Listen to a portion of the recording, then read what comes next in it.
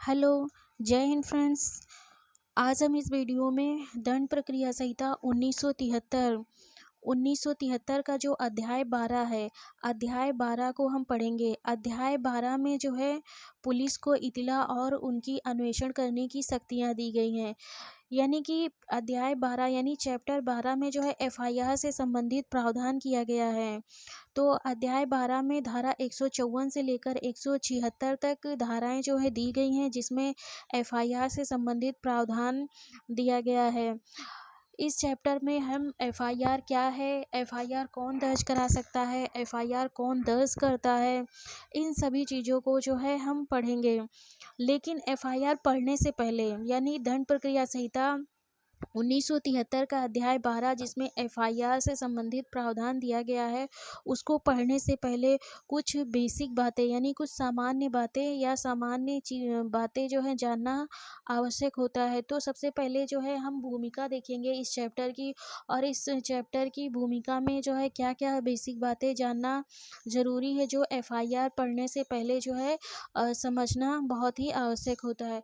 तो यहाँ पे सबसे पहले देखते हैं कि जो है कोई अपराध होता है तभी जो है एफआईआर दर्ज की जाती है और उसमें आगे कार्रवाई होती। तो यहाँ पे देखते हैं सबसे पहले अपराध क्या है, अपराध को कहाँ परिभाषित किया गया है और अपराध कहाँ परिभाषित किया गया है। तो सबसे पहले देखते हैं जो सीआरपीसी है, सीआरपीसी की धारा 2N यानी सेक्शन 2N में अपराध को परिभाषित किया गया है, और आईपीसी की धारा यानी 40 में अपराध को परिभाषित किया गया है। तो यहाँ पे सबसे पहले देखते हैं सीआरपीसी की धारा 2N में जो अपराध को परिभाषित किया गया उसके अनुसार अपराध क्या होता है।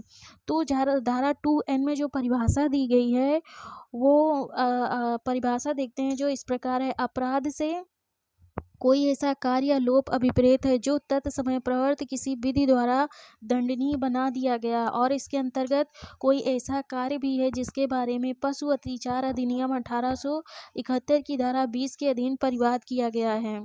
तो यानी इस परिभाषा के अनुसार कोई ऐसा कार्य जिसको किसी विधि द्वारा या कानून बनाकर अपराध घोषित कर दिया गया, या ऐसा कोई लोप यानी ओमिशन को भी जो है परिभाषित मतलब कि अपराध बनाया गया है, तो वे सभी कार्य जो है अपराध के अंतर्गत आएंगे। और इसमें जो है जो 1871 का पशु अत्याचार अधिनियम जो है बनाया गया उसकी धारा 20 के अधीन अगर कोई परिवाद किया जाता है तो वह भी अपराध के अंतर्गत आएंगे। आईपीसी यानी भारतीय दंड संहिता की धारा 32 और 33 में आप यानी एक्ट और ओमिशन को स्पष्ट किया गया है, तो उसको हम बाद में देखेंगे। यानी ओमिशन किसी कार्य को ना करना भी जो है अपराध होगा। इसी प्रकार अपराध की परिभाषा को देखते हैं आईपीसी की धारा 40 में। अपराध की परिभाषा को 40 में भी स्पष्ट किया गया है।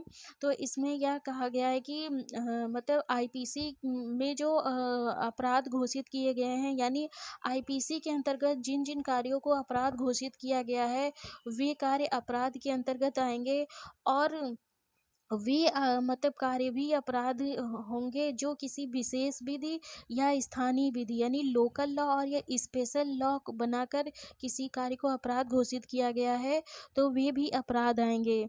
इस प्रकार यहाँ पे हम अपराध को देखते हैं, अपराध के अंतर्गत कौन कौन से कार्य आएंगे।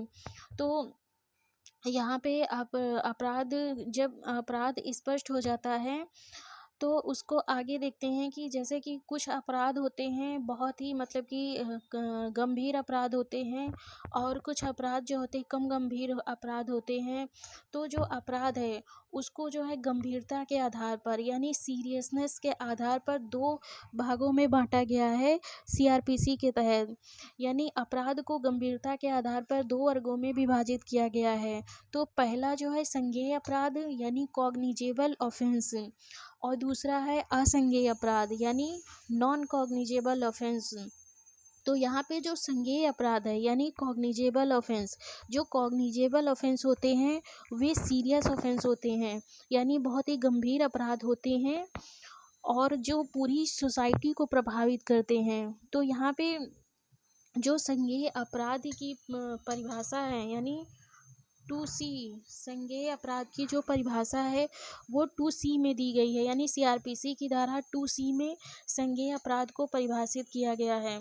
यानी संज्ञेय अपराध वे अपराध होते हैं जो बहुत ही गंभीर अपराध होते हैं और इसमें पुलिस अधिकारी को जो है अभियुक्त को वारंट के बिना गिरफ्तार करने का जो है अधिकार होता है। यानी अगर कोई भी जो है व्यक्ति जो संज्ञेय अपराध करता है उसको पुलिस अधिकारी बिना वारंट के जो है गिरफ्तार कर सकता है।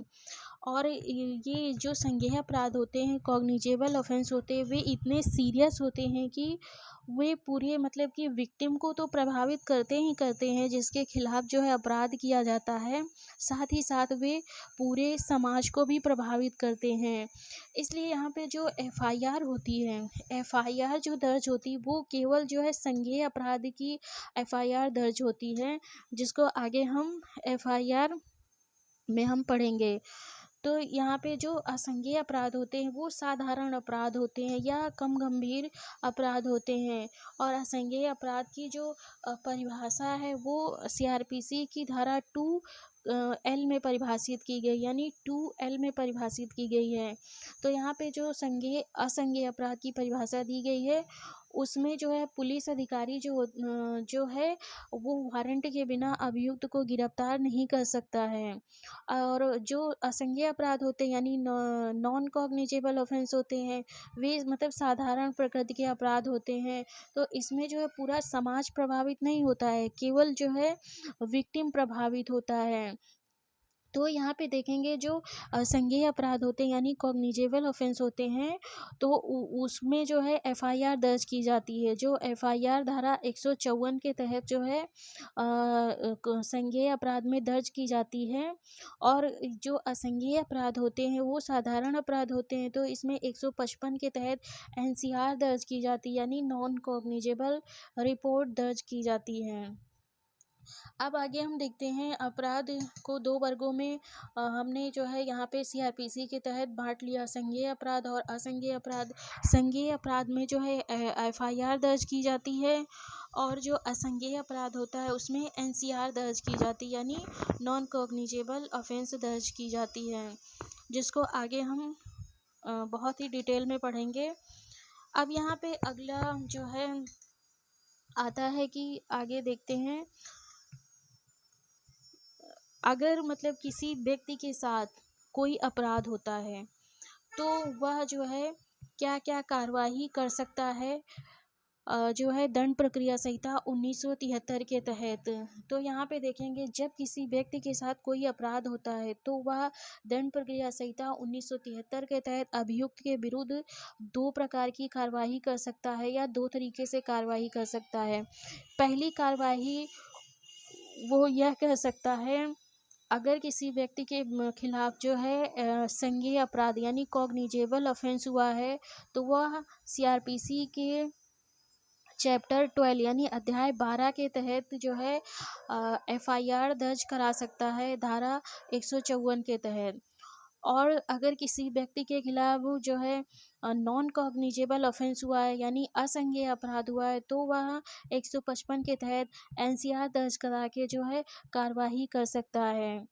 दूसरा जो तरीका है, अगर किसी व्यक्ति के खिलाफ कोई भी अपराध होता है तो वह मजिस्ट्रेट के से परिवाद कर सकता है, यानी मजिस्ट्रेट के समक्ष कंप्लेंट कर सकता है, यानी कंप्लेंट के थ्रू जो है अभियुक्त के खिलाफ कार्रवाई कर सकता है। जो कंप्लेंट का प्रावधान है वो दंड प्रक्रिया संहिता 1973 के अध्याय 15 में दिया गया है।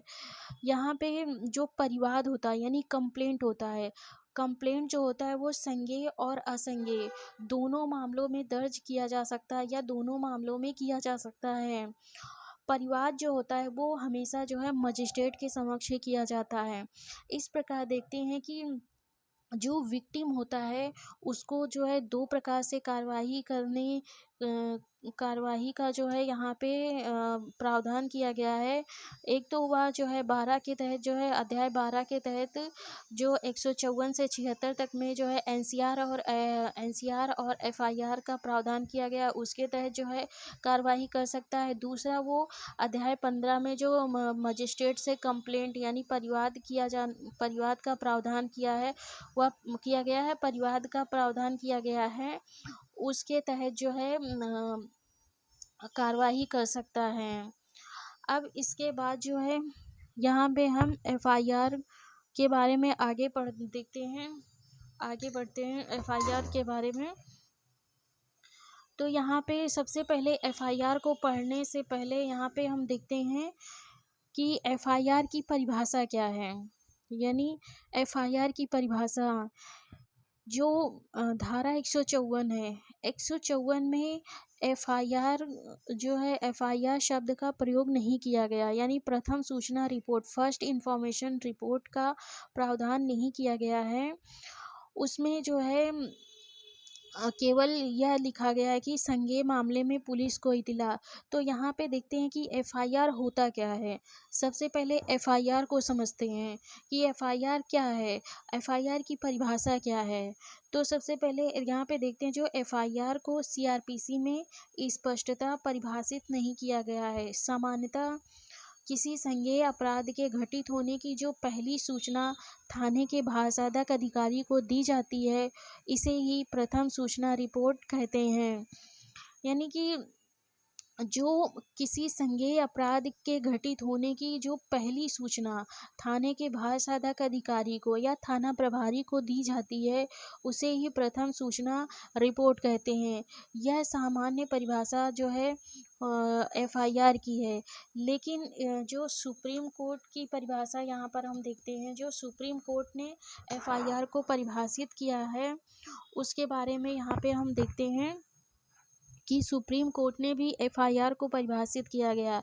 तो एक केस के माध्यम से सुप्रीम कोर्ट ने जो है एफआईआर को परिभाषित किया है। यहाँ पे देखते हैं प्रताप सिंह केरो वर्सेस पंजाब राज्य AIR 1967 सुप्रीम कोर्ट। यानी उच्चतम न्यायालय के अनुसार जो है एफआईआर की क्या परिभाषा है उसको देखते हैं। तो सुप्रीम कोर्ट ने प्रताप सिंह केरो वर्सेस पंजाब राज्य के मामले में एफआईआर को परिभाषित किया गया है, जिसमें सुप्रीम कोर्ट ने यह कहा है कि एफआईआर वह प्रतिवेदन है जिसके अधीन कोई व्यक्ति पुलिस थाने के भाषादक अधिकारी के समक्ष किसी व्यक्ति द्वारा संज्ञेय अपराध किए जाने का अभिकथन करता है।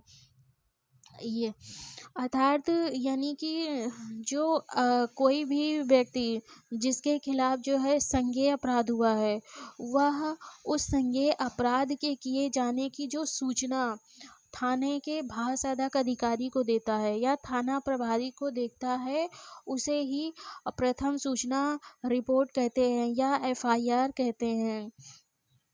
इस प्रकार देखते हैं एफआईआर की परिभाषा जो है यहाँ पे देखते हैं। अब एफआईआर से संबंधित छोटी छोटी बातें जो है हम अगले वीडियो में पढ़ते हैं।